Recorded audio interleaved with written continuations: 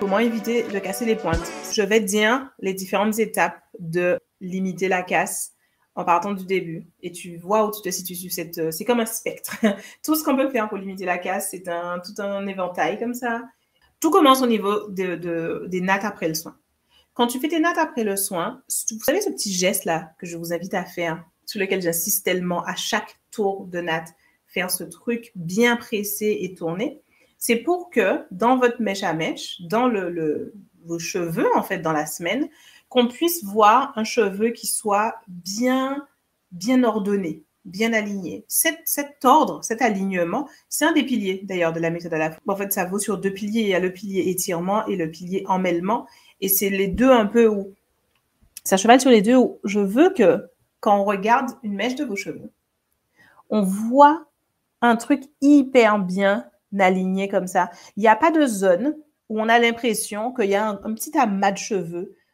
Sur beaucoup de cheveux, on voit ça. C'est, tiens, un tout petit peu là. Vous voyez cet effet-là? Ça, je veux que ça n'arrive jamais. Jamais, jamais, jamais. Et là, je l'ai sur une pointe, mais souvent, vous pouvez l'avoir à différents moments tout du long. Des endroits où on voit un truc un peu brouillon comme ça, de cheveux. C'est pas normal. Du moment où tu as ça, tu es dans une situation où tu es dans un potentiel de casse plus grand que si tu as cette parfaite ligne sur tous tes cheveux, des racines jusqu'aux pointes. Et la façon d'avoir cette parfaite ligne, c'est ce moment quand tu fais tes nattes après le soin de bien lisser, tourner, lisser, tourner, lisser, tourner. Et bien sûr, après, dans tes nattes tous les soirs, il faut l'entretenir en étirant bien, en faisant, en fait, c'est le même, les nattes du soir doivent se faire exactement de la même façon, sauf que c'est plus gros que les nattes après le soin. Ensuite, on continue sur le spectre. D'abord, il faut avoir donc ça et pas ça. D'ailleurs, du coup, ça me perturbe, j'ai envie de le corriger tout de suite. Hop là. Quand je vois que j'ai ce genre de choses sur mes cheveux, je fais ce que vous me voyez faire là. J'individualise les mèches et je les enroule un peu. Pas trop, parce que je ne veux pas créer de nouveaux nœuds qui vont être difficiles à défaire au déménage, mais suffisamment pour que les cheveux restent tendus comme ça, plutôt qu'ils remontent et fassent un... Voilà, je préfère ça. Et cheveux morts, on enlève. Donc, première chose, ça. Deuxième chose, donc les nattes du soir. Maintenir cet effet avec les nattes du soir. C'est le point 2. Donc, faire tes nattes du soir comme tu fais tes nattes du soin. Ou pareil, quand on regarde tes nattes du soir, on ne doit pas voir déjà dans la natte d'endroits où les cheveux ressortent. Et quand tu défais tes nattes du soir le matin, tu dois retrouver, comme moi là ce matin, cette ligne parfaite. Cette ligne parfaite, elle doit rester toute la semaine.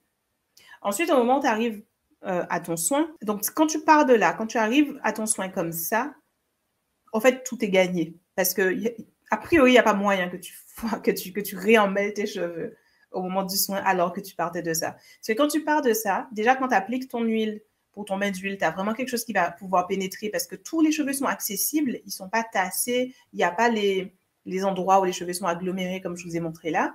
Ensuite, quand tu vas appliquer ton masque, pareil, donc tes cheveux pourront être bien nourris parce qu'ils sont dans un état au moment où tu vas faire le soin où tu peux réellement masser du produit dans tes cheveux. Et ça, c'est important. La robustesse pour éviter la casse, c'est quand même fondamental. Ensuite, quand tu vas faire ton démêlage, c'est pareil. Même alors que tes cheveux sont mouillés, donc tu as déjà fait le bain d'huile, tu as déjà fait le shampoing, tu as déjà fait le masque, le fait que tu as eu toute la semaine ces lignes parfaites sur tous tes cheveux, ça va faire que malgré tout, même après que les cheveux aient été mouillés, ton démêlage sera extraordinairement plus facile. Maintenant que tu t'es facilité la vie, le démêlage en question, il y a une attention que tu dois avoir sur tes pointes qui devient un réflexe avec le temps. Mais au début, tes pointes, tu tiens la portion. Tu arrives au démêlage, tu as respecté tout ça. Donc, quand tu tiens la portion, déjà, elle est bien droite. Tu n'as pas une portion gonflée avec des zones noires ici et là. Tu as une portion qui est bien droite. Ça commence bien. Tu fais ce qu'on a dit, donc tu commences par un pré-démêlage. Je ne vais pas le faire là, sinon je gasse mon mèche à mèche. Mais tu commences par le pré-démêlage pour bien être sûr que tout est bien aligné. Tu as la portion de cheveux qui descend bien. Tu remets du produit. Si aux pointes que tu vas démêler en premier, tu sens qu'il n'y a pas une tonne de produit, que ce n'est pas bien imbibé, tu en remets. Ou alors, tu mets de l'huile par-dessus ton masque, là, pour être sûr que c'est vraiment bien lubrifié. Et du coup, avec ta brosse, tu vas vraiment... Quand je dis qu'il faut démarrer aux pointes, je vois beaucoup de personnes me dire « Mais oui, je démarre aux pointes. » Et vous démarrez de là. Ça, c'est pas démarrer aux pointes. Démarrer aux pointes, c'est démarrer de là. Et là, je démarrais doucement avec ma brosse. Bon, je fais du démêlage au doigt, mais je pars du principe qu'on parle d'une brosse. Et on remonte de 1 cm.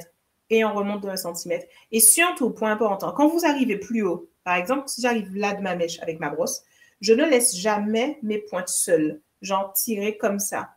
Vous voyez? Genre, je monte petit à petit, mais ce qui est en bas, je passe dans le vide un peu. Absolument jamais. Toujours dans la paume de la main et je fais glisser avec jusqu'au bout. Avec jusqu'au bout. Et si ça coince, j'enlève et je repars en bas et je remonte jusqu'à ce que ça puisse glisser. Et vraiment, le fait de garder dans la main, c'est d'une importance capitale.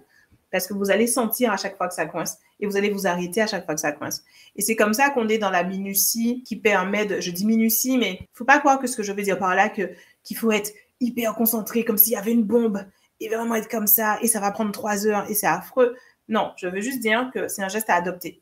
Quand je fais mon déménage avec une brosse, je ne suis pas figée comme si je tenais une bombe dans la main. Je le fais, c'est juste que ce geste est devenu une seconde nature. Mais avant que ça devienne une seconde nature, il faut y faire attention. Est-ce que c'était clair pour vous? Dites-moi ce que vous en pensez.